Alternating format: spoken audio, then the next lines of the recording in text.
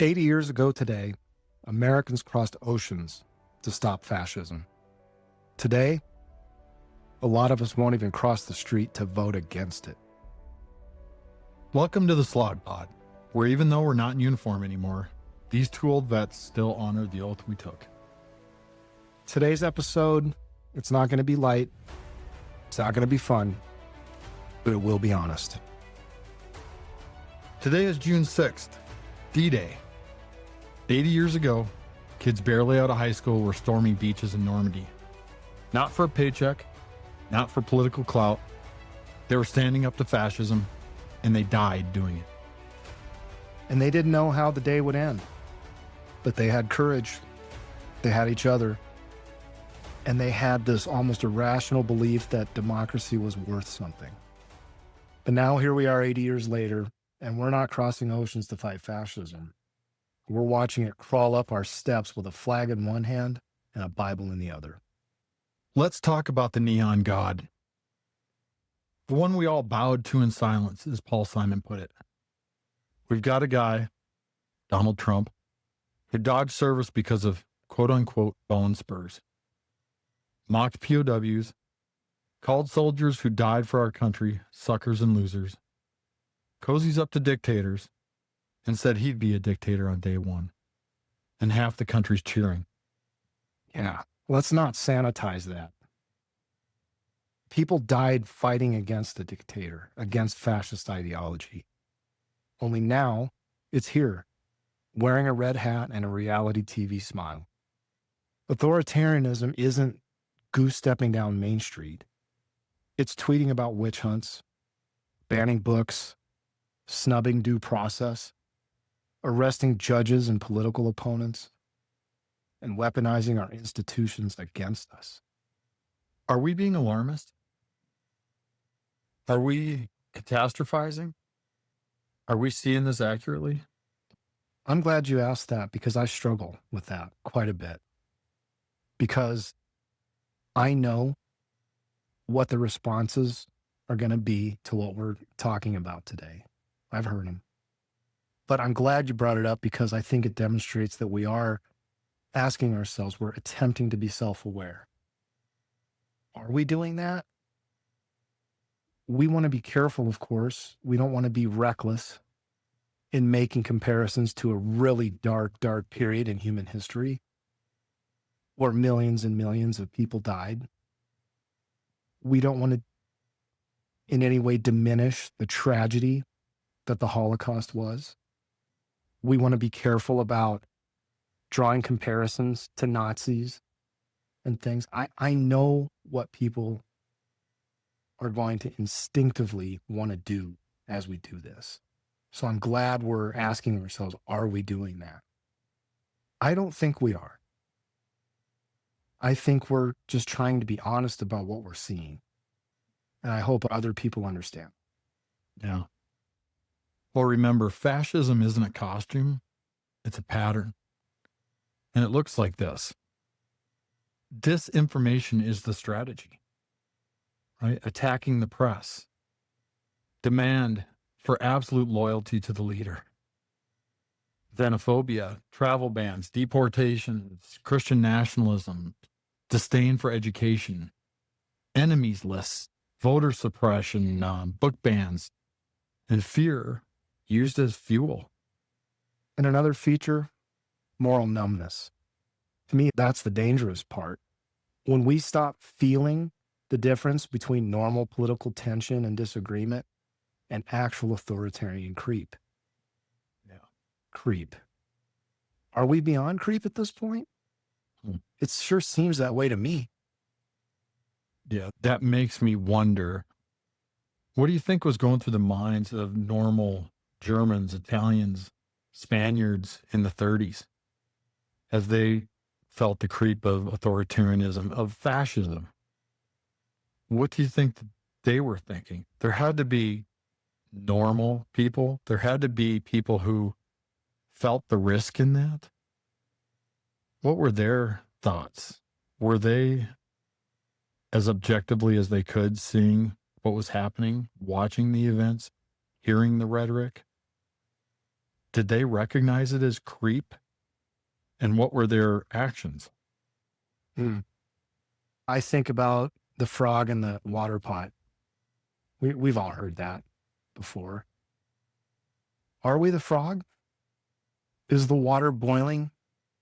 Are we boiling in it and not even realizing it? I think in some ways we are. Again, just being honest about what I'm seeing, the patterns you describe. To me, those are clear. They're happening. It's here. And I don't want to run away from it. And I don't want to avoid talking about it. Okay, now let's put that through a therapeutic lens. If America were my client, if this culture walked into a therapy session, I'd start with two foundational thoughts, right? One, be genuine, be authentic, and seek truth. And two, be where the client is, or in this case, where American citizens are. And based on where we are right now, I'd have to ask more questions. My questions would lead me to, are we having poor outcomes? Or are we causing poor outcomes for others? Could we or are we even admit that those things are happening? If that's the case, is social conditioning, is how we were raised, lending to thoughts that this couldn't happen here? Is there something defending that belief that may or may not be distorted? I'm trying to ask all these questions to get to the point to understand how and why I think the way I do, where their biases, is there conditioning involved? And of course, the answer is always yes. But what was that conditioning and why? Yeah, it's our social identity. Yeah. America as the superpower, America as the light, the shining light on the hill. Mm-hmm. We've been conditioned, I think, to believe that our whole lives. Think of American exceptionalism. Think of how we've gained this ethnocentric viewpoint that America is the greatest. Is that true? What does that even do to think that way? Do we need to think that way? Is that healthy for us if that's the case? Mm. I think these are all reasonable questions, aren't they? Yeah. Some other questions I'd follow those questions up with. Have these things happened before in other societies? Can we acknowledge the parallels to what was happening in Europe 80 years ago? The parallels that we're seeing today? Yeah. As a therapist, these are the problems I'd be identifying and asking the client to question themselves so that they can find the answers to it. Are we pretending everything's fine while our collective behavior says otherwise? Are we gaslighting ourselves into thinking democracy is secure, that it can't happen here, while we ignore every red flag? And are we performing and even demanding unity while harboring resentment, fear, and deep unprocessed grief? It makes me wonder, if we can't identify the problem, how can we possibly seek, let alone get to, a solution? Yeah, we've talked about that plenty. You have to be able to see that there's a problem, admit there's a problem before you can work on fixing anything. And what would that solution even start to look like?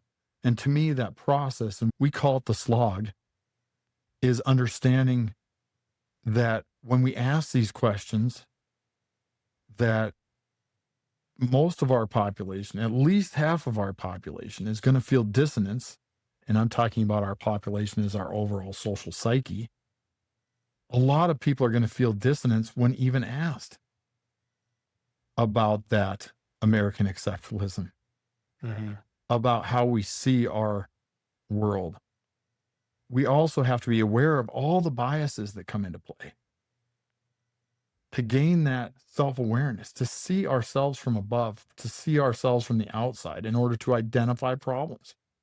Only then can we start to seek the contrary evidence, the contrary information, the data, that might overturn that belief. This is a process. This is not something that we just identify and done and find a solution. This is something that happens in steps. Just like in individual therapy, nothing changes overnight. We work on it. We come to identify and accept that there's a problem.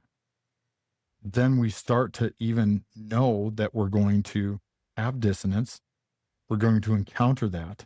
We're going to dismiss things offhand.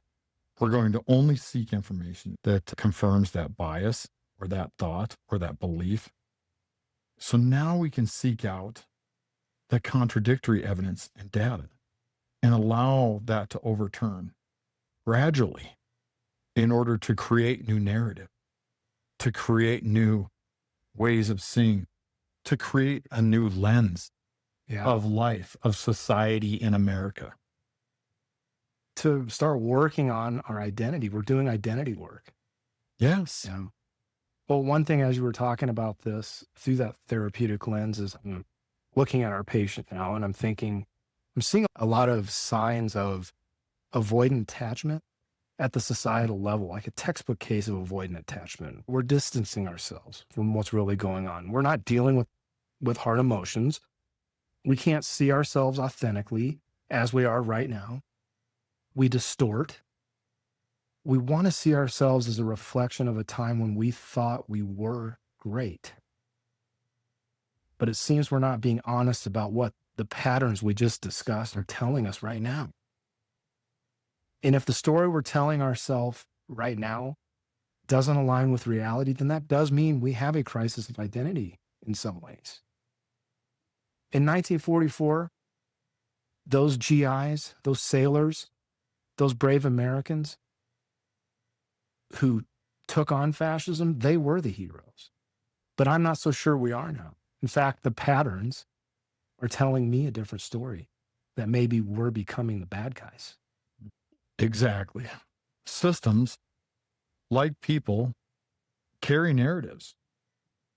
They act from trauma. They double down on identity. They deny, deflect, and protect ego at all costs. And here's the thing, when you're in denial, you don't ask for help. You don't know to ask for help. You just keep repeating the same destructive patterns, hurting ourselves and others. That's what authoritarianism is. A toxic coping mechanism, a defense against the vulnerability of democracy. Defense. Yeah.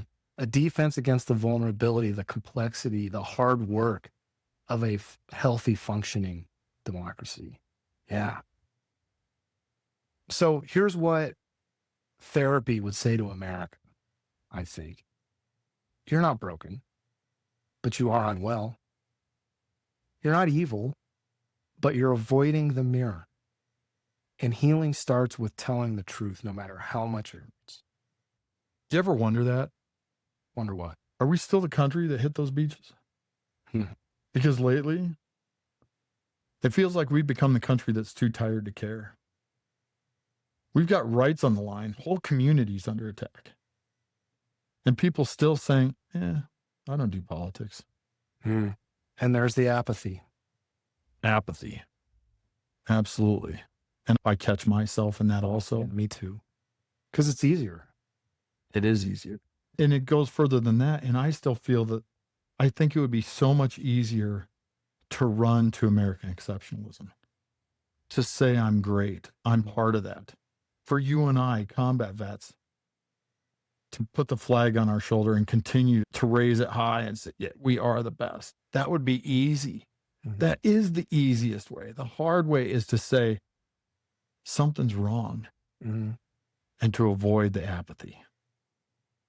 Yeah, but that means we're going to have to challenge that identity, our hero complex that we talk about all the time. Going back to you postulating about what people might have been thinking in Europe during the 30s and the buildup to the Second World War, I'm sure there was some apathy. That's why there was this protectionist, kind of isolationist vibe in America, where people weren't too interested in getting involved in the war. Mm-hmm. We had just come out of World War I. And obviously something changed. Something about that identity then that Americans had that, oh, we're just going to stay out of everyone else's business and let the world handle its stuff. We'll stay here. Something changed. Something changed enough that we sent hundreds of thousands of our sons and daughters overseas to fight this war. Clearly, the things that changed were an external behavior or events. We just talked about Europe. Mm-hmm. You had January or December 7th, 1941, Pearl Harbor, Mm-hmm. a direct event that really drug us into the rest of the war, Mm-hmm. where we had no choice. I think that's a dope slap to getting into or coming out of, Yeah. and recognizing that a new action needs to happen. I don't know what that dope slap for us now is. I'm fearful because as we talk creep, we seem to be sliding. Mm-hmm. And I don't know that there's a clear beach for us to storm. Mm-hmm. Like he and on used the word choice. And remember that apathy or not choosing is still a choice. Silence is still a stance. And neutrality in moments like this, I just think that's complicity dressed in beige. So what can we actually do besides yelling into a mic? I guess one, vote in every election, local, state, school board, all of it. I think two, speak up when people twist history, deny harm, lie. In therapy, I ask all clients, or I try to put out the fires as they come, all of them. I'm not picking and choosing the battles. I'm trying to put out the fires as we go, because those fires are the lies that I allow that become the big lie again. You have to take them all, hon, As they're happening, as they're happening. or as we're seeing them. Yes. Mm. Yes. And I think we need to start doing that in American society, Yeah. in our culture. We need to, three, support real journalism. The free press is under attack for a reason. And that reason is oftentimes they're providing data, they're providing questions, they're challenging a belief or an action or a behavior that's showing a bad outcome. And we're not the ones recognizing it as a culture, as an administration. We're not willing to say, this is a problem. Oh man, we messed up. So, of course, the dissonance comes into play because now you're pushing on our societal ego. And well, an ego of a certain person in a big white house. But that's why the free press is under attack. You've even got two sides of the free press now. One that's probably feeding the ego, and one that's the dissonance, providing that contrary evidence to the belief. Shining the light. Yes. Mhm. We need to be aware of that and support that realness. What is truth? Now back to truth. And four, maybe have the hard conversations in our culture, not just online, around your own damn dinner table, with your friends, with your coworkers, all the time. We have to actually do that. And I know that's difficult. It's hard. We discuss it constantly, but it seems so important that we have the discussion. Mhm. Heck, that's why I'm sitting in front of a microphone, because this discussion needs to be had, and it needs to be had now. And I think that's where we're at and why we're even doing this. Like, we get it. This is such a heavy topic. Like, I totally get it. But maybe we're finding ourselves as Americans, as veterans, as fathers, husbands, brothers, friends, we're finding ourselves at the point where we just don't feel we have a choice but to say something. To which I'd also add, if you're out there and you've been silent because you didn't want to rock the boat, just remember, based on the patterns that we're talking about, based on the evidence, the boat is already sinking. And we're at the point right now that the only people who are staying silent are the ones who think they won't drown. Yeah. We're not on the beaches of Normandy, but we are on the beachhead of conscience. This is where we decide who we are and what we're willing to risk. Mhm. 80 years ago, they gave their lives. We're being asked to give a damn, to see our country for what it's becoming, to see reality for what it is. So let's do it. Let's fight with our words, with our votes, with our presence, with our caring. Let's not wait for someone else to storm our beaches to free us from ourselves. At the Slog Co, we always come back to this. You don't fix systems by shouting at them, even though I try. You heal them by reflecting them. And that starts with every person willing to say, maybe I'm wrong. Maybe we're wrong. And maybe that's where we begin. If we want to honor the legacy of D-Day, we have to be brave enough to do more than fight enemies. We have to be brave enough to confront ourselves. Absolutely. If you're tired, disillusioned, apathetic, angry, we get it. That's okay. That means you're still human. It means you're still watching and paying attention. It means you're still in it. This is the Slog. And like the veterans of D-Day, Dustin and I believe some things are still worth fighting for.